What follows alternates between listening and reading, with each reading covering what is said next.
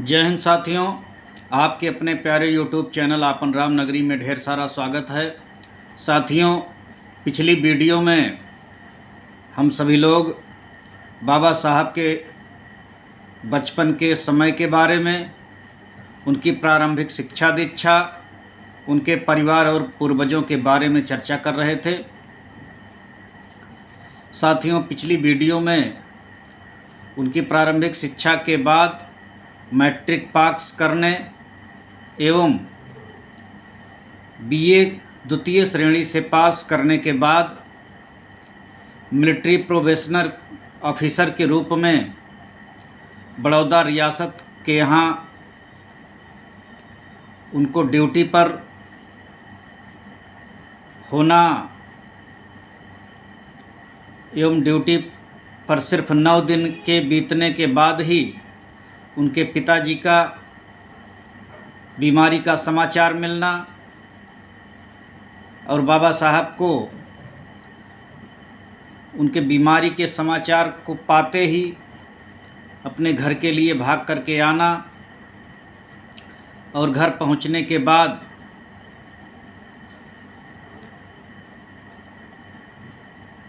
बाबा साहब के पिताजी सूबेदार राम जी का देहावसान 2 फरवरी 1913 को हो जाना। यहाँ तक हम लोग पिछली वीडियो में चर्चा किए थे। आज की वीडियो में उनके वैवाहिक जीवन के बारे में चर्चा करेंगे एवं अन्य पारिवारिक स्थिति के बारे में एवं उच्च शिक्षा दीक्षा के बारे में भी चर्चा करेंगे। बाबा साहब के बड़े भाई आनंद राव का विवाह हो चुका था। भीम ने अभी अभी मैट्रिक की परीक्षा पास की थी। उन दिनों बाल विवाह का चलन था। 19वीं सदी में जन्मे बहुत सारे ऐसे महापुरुष हुए जिनका बाल विवाह हुआ था। सूबेदार राम जी सकपाल के मन में भी भीवा के विवाह संबंधी विचार चल रहे थे। वे चाहते थे कि भीम का सुंदर से सुंदर लड़की से विवाह किया जाना चाहिए। इसलिए सूबेदार ने 2 लड़कियों के नापसंद करने के बाद तीसरी लड़की से विवाह तय किए, जिसका नाम था रानी बाई। पहले वाली लड़की देखने के बाद सूबेदार ने कुछ दिनों के लिए भीम के विवाह का कार्यक्रम स्थगित कर दिया। पुनः दूसरी लड़की देखे और शादी तय कर दी। इसी दौरान सूबेदार को एक और लड़की पसंद आ गई, जो पहले की 2 लड़कियों से अधिक रूपवान थी। भीम का विवाह इसी लड़की के साथ सूबेदार ने पूर्व के दोनों लड़कियों के पिता की सहमति से तय कर दिया। विवाह की तारीख तय कर दी। इसी बीच पहले दिन 2 लड़कियों को नापसंद किया गया था। उनके रिश्तेदार ने सूबेदार राम जी के खिलाफ जाति की पंचायत बुलाई। सूबेदार ने अपना गुनाह कबूल कर लिया। पंचायत ने उन पर 5 रुपये का दंड लगाया, जिसे सूबेदार ने चुका दिया। विवाह के वक्त भीम की उम्र 17 साल और उनकी होने वाली जीवन संगिनी रानी बाई की उम्र 9 वर्ष थी। शादी के बाद रानी बाई का नाम बदलकर रमाबाई कर दिया गया। डॉक्टर अंबेडकर शादी के बाद रमाबाई को प्यार से रामू कहकर पुकारते थे। लंदन प्रवास के समय पत्राचार में इसी नाम का संबोधन करते थे, जैसे प्रिय रामू, नमस्ते। रमाबाई के पिता डपोली में पोर्टर का काम करते थे, जिनका नाम मिक्कू बालंगर था। इनका देहांत उस वक्त हो गया था जब रमाबाई बहुत छोटी थीं। रमाबाई अपने चाचा और मामा के साथ मुंबई में भाईकुला के पास वाली चाल में रहती थीं। इस प्रकार रमाबाई बहुत ही गरीब परिवार से आती थीं। वह सुंदर और सुशील थीं। शादी का भीम और रमाबाई की शादी बम्बई के भायखला के मछली बाजार में संपन्न हुई थी। शादी का स्थल बड़ा ही विचित्र था। मछली बाजार के दिन भर की चहलकदमी के बाद जब शाम हुआ तो बाजार खाली हो गया। रात में दुल्हन और उसके परिजन बाजार के एक कोने में खुले आसमान में टिके और दूसरे कोने में दूल्हा और उनके संबंधी। बाजार में एक गंदा नाला बहता था। इसी नाले के सीमेंट पत्थरों से बनी थल ऊपर के भाग बारातियों के लिए बैठने के लिए बेंच के रूप में उपयोग किया गया। बाजार का पूरा भाग मैरिज हॉल के रूप में काम किया। दोनों का विवाह पूरे रस्मों रिवाज के साथ खुशी खुशी संपन्न हुआ और सुबह होते मछुआरों के आने से पहले दूल्हा दुल्हन पक्ष के सभी लोग बाजार खाली कर दिए। विवाह के उपरांत भीमराव विद्याध्ययन में लग गए, अपनी पढ़ाई लिखाई में लग गए और रमाबाई अपनी घर गृहस्थी संभालने में लग गई। रमाबाई पढ़ी लिखी तो नहीं थीं, परंतु वह समझदार, स्वाभिमानी, परिस्थितियों से समझौता करने वाली एक कुशल गृहिणी थीं। बहुत प्रयास के बाद डॉक्टर अंबेडकर ने रमाबाई को अक्षर ज्ञान करा दिया था। बाद में प्रयास करके रमाबाई इतना पढ़ गई थी कि वह समयानुसार भीमराव से विदेश पढ़ने के वक्त पत्राचार कर सकती थीं, उनको चिट्ठी लिख सकती थीं। भारत में तिलक, गांधी, सावरकर, ज्योतिबा फुले जैसे कई ऐसे महापुरुष हुए जिनकी पत्नियां शुरू में निरक्षर थीं परंतु महान और मानवीय थीं। डॉक्टर अंबेडकर भी ऐसे ही महापुरुषों की कड़ी में से एक थे। शादी के बाद भीमराव कभी भी पारिवारिक मोह माया के उलझनों में नहीं पड़े। वह निरंतर अपने लक्ष्य के प्रति दृढ़, केंद्रित और सजग बने रहे। जब भीमराव उच्च शिक्षा के लिए अमेरिका गए, उस समय रमाबाई गर्भवती थीं। उन्होंने एक पुत्र को जन्म दिया जिसका नाम रमेश था, परंतु वह शैशवावस्था में ही मृत्यु को प्राप्त हो गया। भीमराव जब इंग्लैंड से अधूरी शिक्षा प्राप्त कर लौटे तो रमाबाई को गंगाधर नाम का एक और पुत्र जन्म लिया, जो 1.5 साल का होकर दुनिया से चल बसा। गंगाधर के पहले भीम दंपत्ति को एक पुत्री हुई जो साल भर से अधिक जीवित नहीं रह सकी थी। रमाबाई को सिर्फ एक ही पुत्र जीवित बचा था जिसका नाम यशवंतराव था, जिसका जन्म सन 1912 में रमेश से पहले हुआ था। यशवंत हमेशा बीमार रहता था, उसे गठिया की बीमारी थी।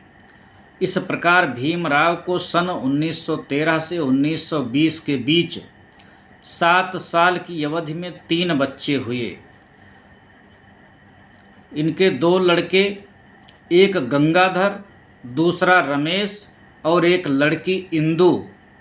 उनके ये तीनों बच्चे 1.25 साल होकर मर गए। इस प्रकार भीमराव और रमाबाई को संतान सुख नहीं मिला। डॉक्टर अंबेडकर को पुनः लंदन जाकर अधूरी शिक्षा पूरी कर एमएससी और डीएससी की उपाधि लेनी थी। इसके लिए उन्हें आवश्यक धनराशि जुटानी थी, परिवार का खर्च भी चलाना था।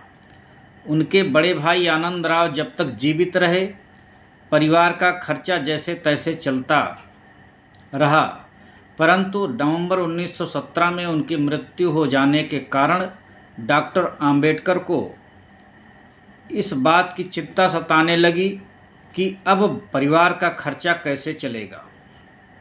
सबसे बड़ा भाई बालाराव अपनी दूसरी पत्नी के साथ परिवार से दूर रहने लगा था। उसे शराब की ज़बरदस्त लत थी। आनंदराव के 2 लड़के थे, पहला मुकुंदराव और दूसरा गंगाधर। गंगाधर का आनंदराव की मृत्यु की 6 माह के बाद ही देहांत हो गया था। डॉक्टर अंबेडकर ने अपने भतीजे की याद में अपने बेटे का नाम गंगाधर रखा था। डॉक्टर अंबेडकर अर्थोपार्जन के कई छोटे मोटे मार्ग तय करते हुए सिडेनहम कॉलेज में आखिरकार नौकरी पाए। उनका लक्ष्य नौकरी करके पैसा कमाना नहीं, बल्कि धन जुटाकर पुनः अधूरी पढ़ाई पूरी करने के लिए लंदन जाना था। 11 नवंबर 1918 से 11 मार्च 1920 तक वह सिडेनहम कॉलेज में प्रोफेसर रहे। इस दौरान उन्हें काफ़ी कष्टों और कठिनाइयों को झेलते हुए कुछ पैसे बचाए। इसमें रमाबाई का पूर्ण सहयोग रहा। पहले तो वो समझी थी कि साहब प्रोफेसर हो गए हैं, पर्याप्त पैसा मिल रहा है, अब दुख के दिन लद गए। परंतु डॉक्टर अंबेडकर के समाज हित के लिए पुनः लंदन जाकर पढ़ाई पूरी करने की योजना से उनका मन पुनः निराशा के अंधकार में डूब गया। उन्होंने डॉक्टर अंबेडकर को बहुत समझाने का प्रयास किया कि अब ज़्यादा पढ़ाई करके क्या करोगे, इतनी पढ़ाई में सब कुछ ठीक ठाक चल रहा है। रमाबाई को बार बार लग रहा था कि मेरे पति को पारिवारिक जीवन के बारे में कुछ भी अफसोस नहीं है, जो कि अच्छी बात नहीं है। रमाबाई को लगता था कि जिस तरह पास पड़ोस के लोग खुश हैं, हम लोग को भी खुश रहना चाहिए। इसलिए रमाबाई डॉक्टर अंबेडकर को कहती थीं कि अपनी किताबों को बाजू में रखकर अपने परिवार पर ध्यान दें। शायद रमाबाई अपने पति के विराट मिशन को नहीं समझ पा रही थीं। जब रमाबाई को यह बात समझ में आ गया कि मेरे पति अपने लक्ष्य से हटने वाले नहीं हैं, तो वह डॉक्टर अंबेडकर की योजना के अनुरूप ढल गईं और सहयोग करने का निर्णय ले ली।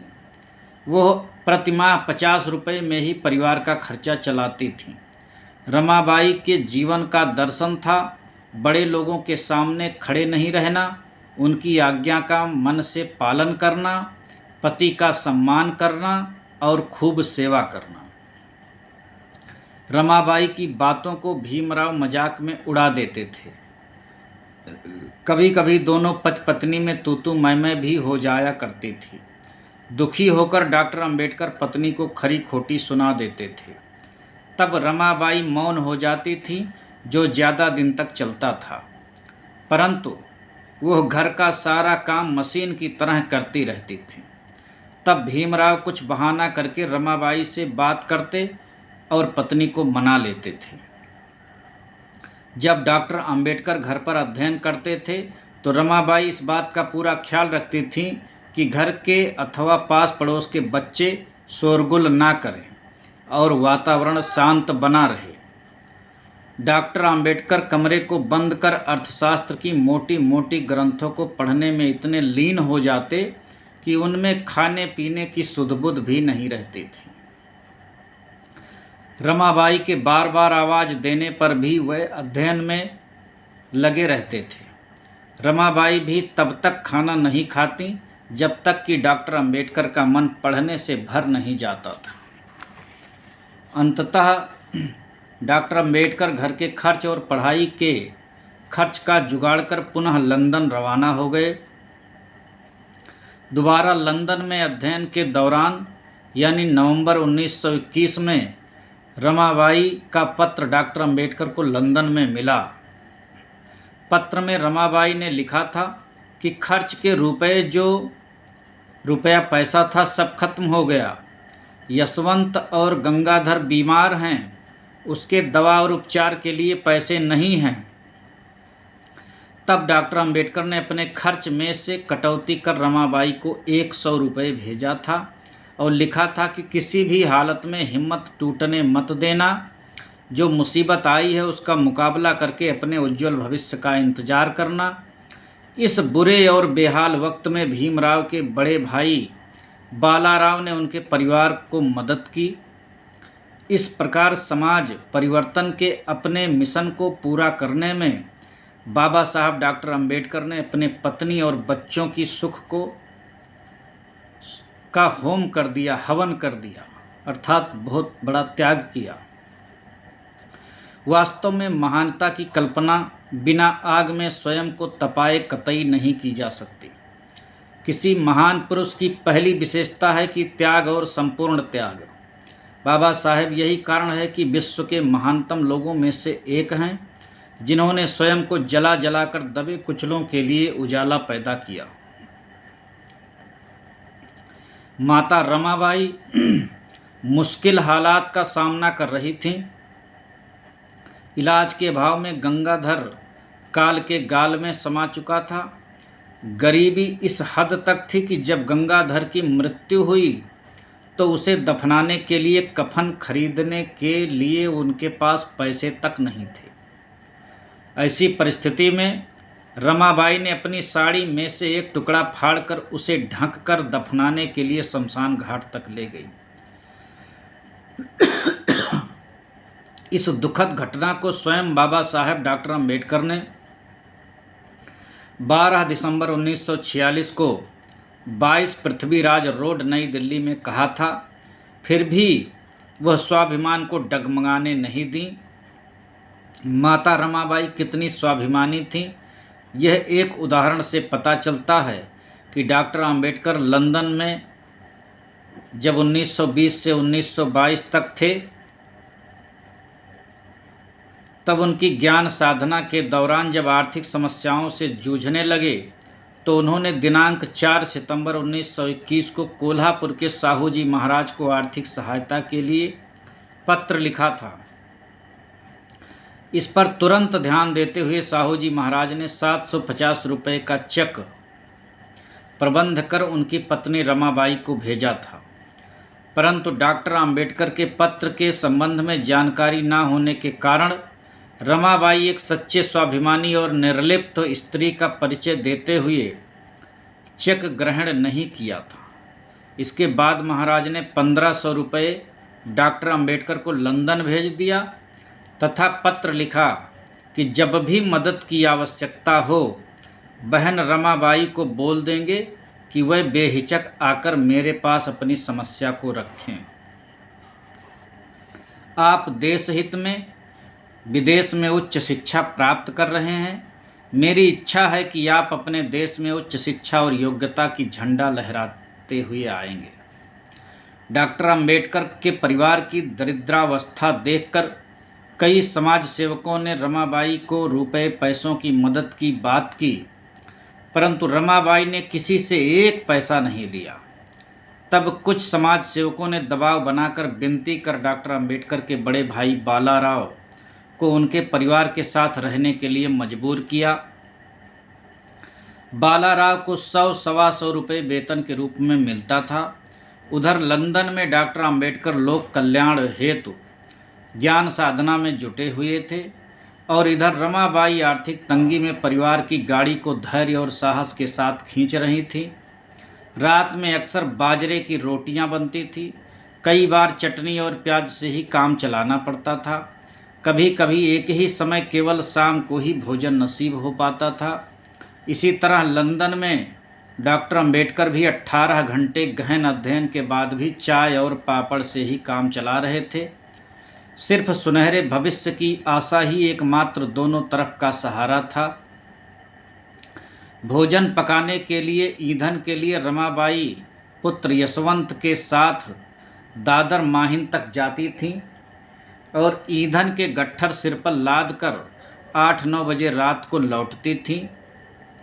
साहेब की बीबी हैं, ईंधन का गट्ठर सर पर लाद कर ला रही ऐसा लोग कहेंगे, यह सोचकर रमाबाई देर से जाती और रात को लौटती थी।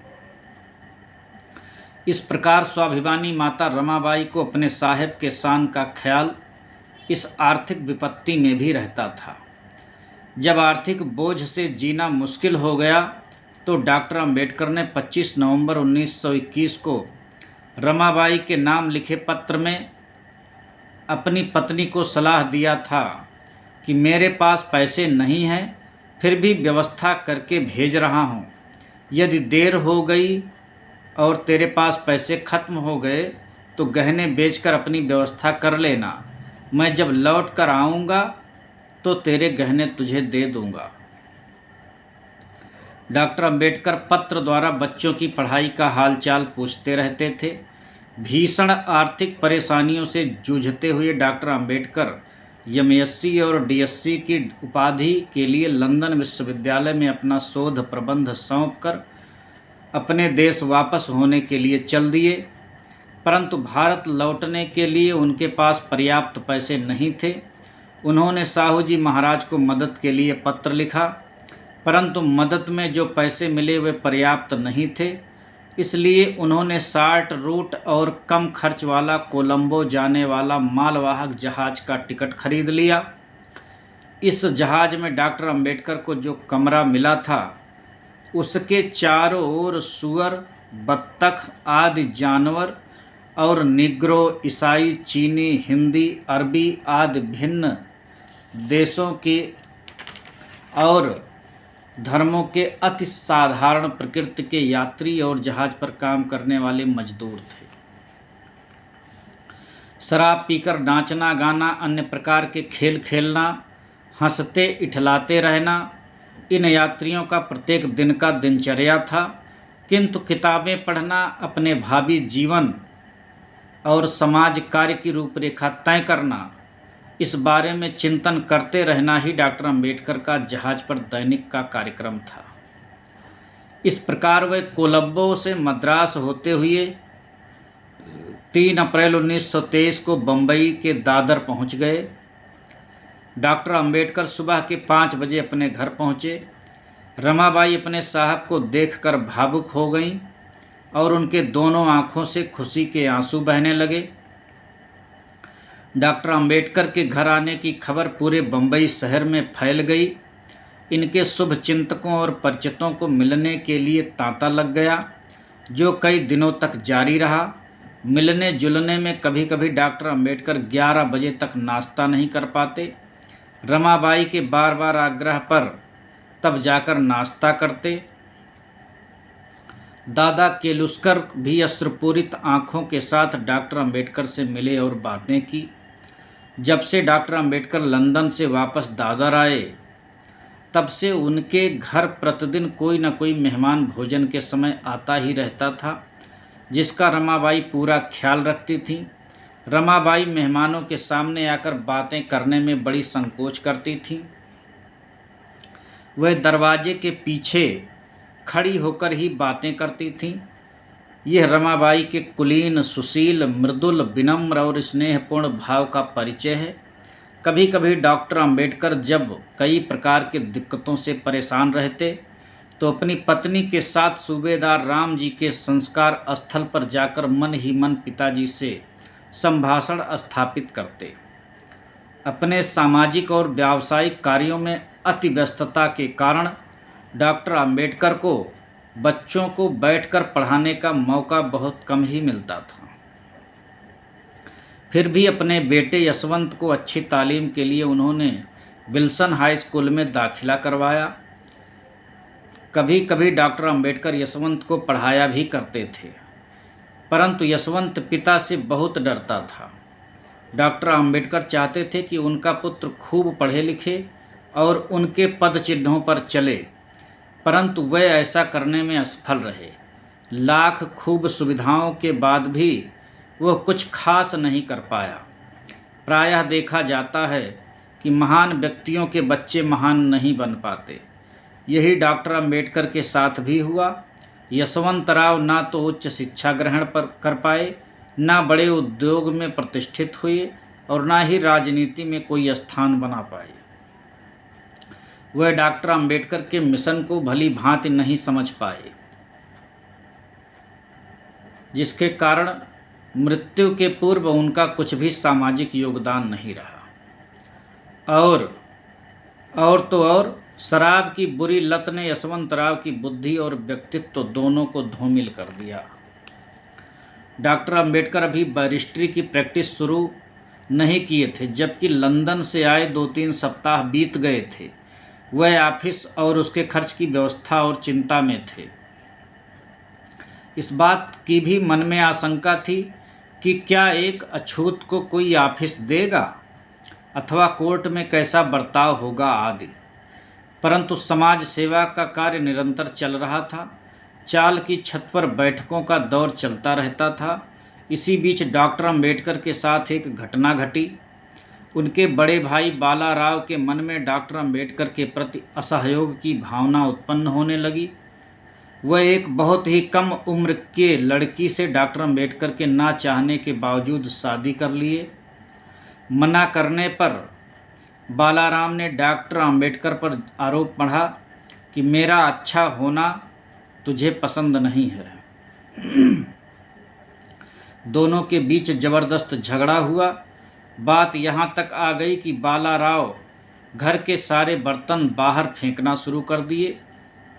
ये सब मेरे पैसे से खरीदा हुआ है। डॉक्टर अंबेडकर ने गुस्से में आकर कहा कि आप घर से निकल जाइए। घर छोड़ने के पूर्व बालाराव ने ऐसा घृणित काम किया, परिवार में तनाव पैदा हो गया। इसके बाद दोनों भाइयों में अच्छे संबंध कभी नहीं रहे। घर से निकलकर बालाराव डॉक्टर अंबेडकर के विरोधियों के खेमे में जा मिला, ठीक उसी प्रकार जैसे प्रहलाद और विभीषण ने कुलद्रोह कर क्रमशः अपने पिता और भाई का नाश करवाया। डॉक्टर अंबेडकर बालाराम के इस कृत्य से काफ़ी दुखी हुए। बड़ौदा संस्थान से अपमानित होकर डॉक्टर अंबेडकर द्वारा करार के पूर्व नौकरी छोड़ देने के कारण उनके विरोधी बड़ौदा संस्थान के अधिकारियों से मिलकर डॉक्टर अंबेडकर को परेशान करने में लग गए। संस्थान करार पूरा न करने के कारण डॉक्टर साहब को 20,000 रुपये की रकम वापस करने का बार बार लिखित पत्र भेजा जा रहा था। यह घृणित षड्यंत्र में बालाराम भी शामिल था। यहाँ बालाराव पर घर का भेदी लंका ढाए वाली कहावत चरितार्थ हो रही थी। परंतु डॉक्टर अंबेडकर कोई पानी में पिघलने वाले बर्फ तो नहीं थे, वह तो पानी में अविचलित पड़े रहने वाले चट्टान थे। डॉक्टर अंबेडकर ने कुछ पैसे की व्यवस्था कर वकालत की सनद प्राप्त की और बॉम्बे हाई कोर्ट में प्रैक्टिस करने के लिए अपना नाम 5 जुलाई 1923 को पंजीकृत करा लिया। परंतु अछूतपन का दंश उन्हें हाई कोर्ट जैसे न्यायस्थली में भी झेलना पड़ा। डॉक्टर अंबेडकर का प्रैक्टिस धीरे धीरे गति पकड़ने लगा। वह एक से बढ़कर एक जटिलतम केसों को जीतते गए और उन्हें ख्याति मिलती गई। इधर रमाबाई बीमार रहने लगीं। 15 जून 1924 को रमाबाई ने रात में 9 बजे एक पुत्र को जन्म दिया। डॉक्टर अंबेडकर ने उस बच्चे का नाम राज रतन रखा। वह सुंदर और गेहुए रंग का था। नाक, नक्श, हाथ पांव तथा चेहरे की बनावट बिल्कुल डॉक्टर अंबेडकर जैसे ही थी। डॉक्टर साहब को उम्मीद था कि यह बालक आगे चलकर होनहार होगा, अच्छे से अच्छे उसकी देखभाल हो। इसलिए डॉक्टर अंबेडकर ने एक अस्थायी नर्स रख लिया। वह ईसाई नर्स थी, क्योंकि कोई हिंदू नर्स अछूत के यहाँ जाने के लिए तैयार नहीं हुई। जब भी डॉक्टर अंबेडकर कोर्ट से आते, अपने प्यारे पुत्र राजरतन को बलैया लेते उसे पकड़कर दोनों हाथों को हवा में उछालकर जोर जोर से यह कहते हुए बातें करते कि तू शेर का बेटा है, लड़ाकू वंश का है, सम्राट का राजरतन है आदि। अंबेडकर परिवार में राजरतन के जन्म से ही खुशियां भर आई थीं। जुलाई 1926 में राजरतन को निमोनिया हो गया और वह 4 बजे भोर में दुनिया से चल बसा। परिवार में मानो दुख का पहाड़ टूट पड़ा हो। डॉक्टर अंबेडकर के इसके पूर्व इलाज के अभाव में 2 पुत्र रमेश और गंगाधर तथा एक पुत्री इंदु तड़प तड़प कर शैशवावस्था में भी काल कवलित हो चुके थे। उस समय डॉक्टर साहब विदेश में ज्ञानार्जन में लगे हुए थे। कैसे संभाले होंगे अपने आप को, ये सब खबर सुनकर उन्हें संतान सुख कभी प्राप्त नहीं हुआ। सामाजिक गुलामी की बेड़ियों को तोड़ने में उन्होंने परिवार को भी दांव पर लगा दिया। राजरतन से उन्हें काफ़ी उम्मीदें थीं, पर वह भी नहीं रहा। डॉक्टर अंबेडकर दहाड़ मारकर रोने लगे। वह राजरतन को दफनाने के लिए शमशान घाट जाने की हिम्मत नहीं जुटा सके। रमाबाई की क्या हालत हुई होगी, यह कल्पना करने वाली बात है। राजरतन की असामयिक मृत्यु ने डॉक्टर अंबेडकर को अंदर से तोड़कर रख दिया था। वह इस घटना से कितना दुखी और निराश हो गए थे, उनकी दतोबा पावर के नाम लिखी चिट्ठी से यह स्पष्ट होता है।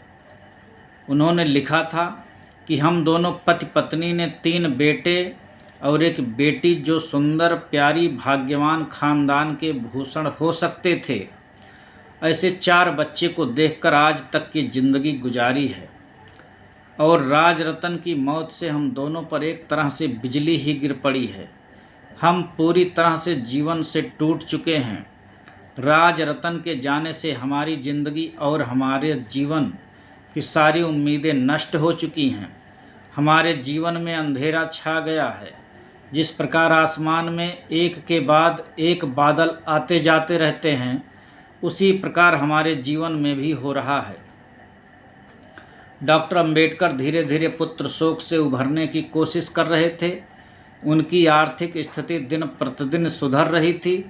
इस प्रकार पारिवारिक समस्याओं, सामाजिक विरोधों के झंझावतों और व्यावसायिक कठिनाइयों को दरकिनार करते हुए डॉक्टर अंबेडकर सामाजिक क्रांति की मन में लौ जलाए आगे बढ़ रहे थे।